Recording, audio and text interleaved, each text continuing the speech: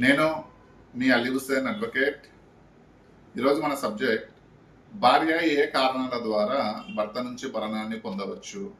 ముఖ్యంగా భర్త నుంచి భార్య భరణం పొందే కారణాలు 5 ఉన్నాయి. అందులో నెంబర్ 1 వచ్చేసి భర్త ఆర్థికంగా బాధ్యతను వహించనప్పుడు, అంటే తన యొక్క పిల్లల్ని కానీ భార్యని కానీ పోషించడానికి తను ఇష్టపడనప్పుడు. రెండవది భార్యను భర్త వేరుగా ఉంచడానికి బలవంతం చేసినప్పుడు, అంటే తన దగ్గర లేకుండా తను వేరే ఫ్యామిలీ అంటే వేరే చోట ఉండాలి అని చెప్పినప్పుడు. భర్త లైంగిక హింసకు పాల్పడినప్పుడు, భర్త భార్య పైన లైంగిక హింసకు పాల్పడినప్పుడు. అదేవిధంగా భర్త ఇతర అమ్మాయితో ఏదైనా వివాహేతర సంబంధాన్ని కలిగి ఉన్నప్పుడు.